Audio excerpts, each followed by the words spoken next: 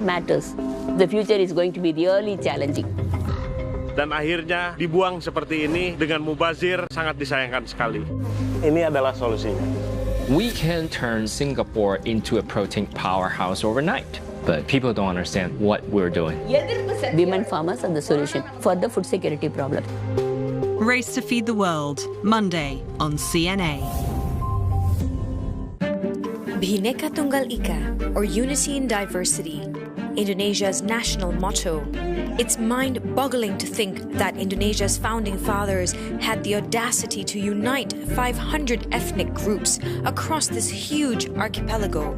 But it is precisely its diversity that made Indonesia what it is, rich in every sense of the word, and unique in many aspects.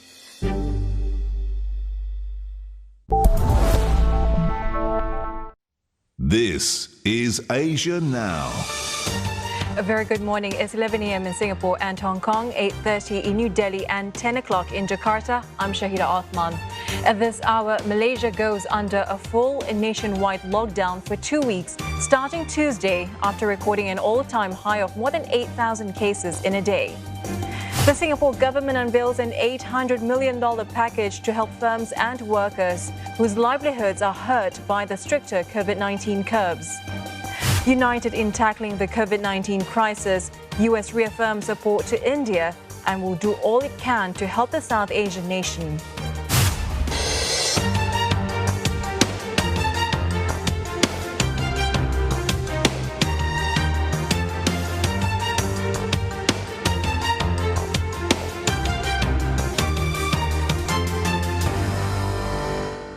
Malaysia will enter a full COVID-19 lockdown for the first 2 weeks of next month. Only essential economic and service sectors are allowed to operate during this period. Prime Minister Muhyiddin Yassin says the decision was made due to the worsening outbreak as well as the risk of new variants. Malaysia recorded an all-time high of 8,290 infections in a single day yesterday. Melissa, go with more. A return to a total lockdown is inevitable, according to a statement released by the Prime Minister's office. This after a record-breaking number of new cases Malaysia is witnessing the past week, surpassing 8,000 mark today, and looks set to rise further as infectivity rate is still hovering around 1.2. Now, the healthcare system is already at a breaking point, and the new wave is a lot more infectious and harder to control. And with mounting death toll at more than 2,500, the government said a full lockdown is for 2 weeks from June 1st to 14th, and during that period, only essential services can operate. The rest to stay at home. Now, it's a full lockdown. Details will be released by the National Security Council later, the statement said. Now, if the situation improves, the country then will move into phase 2 for 4 weeks, where there will be some relaxation in the movement restrictions with certain sectors that can adhere strictly to social distancing allowed to operate. Now, phase 3 thereafter will involve further easing like what we have right now, but details still sketchy at this point in time, but it appears to be a plan with 3 phases involved, depending on the situation on the ground. Now, Malaysians are gripped by the announcement today, and some, of course, will be welcoming because this is the fastest way, they said, to bring cases down, while others are considering the cost of the economy may be grave at 2.4 billion ringgit a day. That's over $600 million US, something that they have been weighing between life and livelihood for all this while. Now, Singapore is set to spend another 800 million Singapore dollars supporting companies and workers hit by tighter COVID-19 restrictions. The new rules have been in place since the middle of the month. Now, dining in at restaurants is not allowed, and some businesses have been forced to shut until the 13th of June. Included are indoor gyms and fitness studios, and to help them, 50% wage support will be offered until the middle of next month, and that also applies to those in the performing arts and F&B sectors. Now, some businesses not required to close but still significantly affected will receive 30% wage support. Included are shops, cinemas, beauty salons and spas, and that support will be paid in September. At the same time, tenants can also qualify for rent relief, and those in government-owned properties will get a 1-month waiver, while those in privately owned properties will receive half a month. Now, help will also go to workers with wages cut by at least half or forced to take a no-pay leave for at least a month. And those in the lower to middle-income group or who are self-employed will receive a one-off payout of up to $700. And for graduates, study loan repayment and interest charges will be suspended until September. Now, unlike previous support packages, the government isn't drawing down on the country's reserves this time. Instead, it says the funds will be reallocated from development expenditure, which is funded by borrowing. Because most parts of the economy are still operating, businesses and individuals have learned to adapt. And we now also have more government support schemes like the Jobs Growth Incentive and the SG United Jobs and Skills Package, which are continuing to support new jobs and opportunities for Singaporeans. So our circumstances today are very different compared to last year. And under such a circumstance, I don't think we should be going to the President to seek permission to draw on our past reserves. Mr. Wong also says there are no plans to further tighten COVID-19 restrictions since current measures seem to be working for now. Mr. Wong said that the government is still monitoring the situation closely, but there are no plans for further tightening, as he says the preliminary assessment is that current measures are working.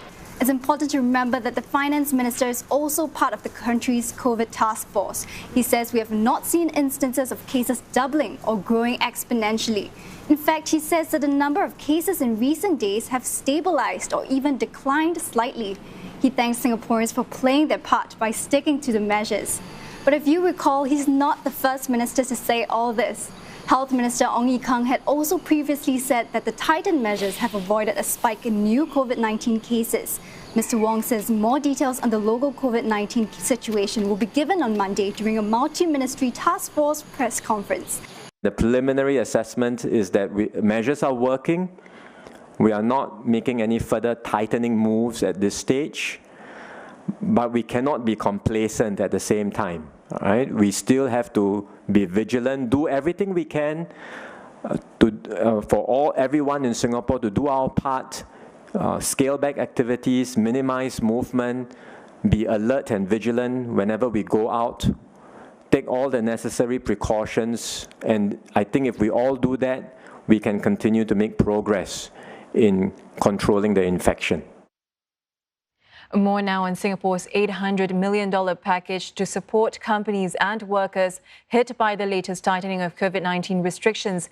F&B outlets are welcoming the extra help, and they say it's a relief that tougher measures are working, with no further tightening expected for now. Tan Sa-hui reports. Shutters down, chairs stacked, and tables set aside. This restaurant that offers Taiwanese food and bubble tea at McCallum Street will be shut until dine-in is allowed to resume. So this is actually our kitchen area. You can see it's quite empty now because we have shifted most of our equipment over to the new temporary kitchen. A stark contrast compared to December 2019, when the restaurant opened with much fanfare. The latest restrictions are a further setback after last year's circuit breaker, and having to pay a 5-digit rental fee, it's a struggle. The business actually slipped more than 50%. This is largely because of the decrease in the footfall in the CBD area, and then with a lot of people working from home, purely by delivery and takeaway, it's very hard to sustain the business. But there's hope. With the recent announcements, there will be a half-month rental relief cash payout for privately owned commercial properties. It will be disbursed from mid-August directly to qualifying tenants as part of a new rental support scheme. Mr. Chang says it's a good move, as tenants like himself won't have to wait for landlords to make a decision. We are definitely very grateful and encouraged by this package to help us to tie off this period. But what we really hope for is that the community cases could ease down by 13th of June, and then we could resume dine-in as soon as possible after that. The new measures are set to benefit not only the Taiwan food eatery, but also many food outlets that are struggling. If you take a short walk in the surrounding area, you can see that many shops have their shutters pulled down, and it's unusually quiet on a Friday evening.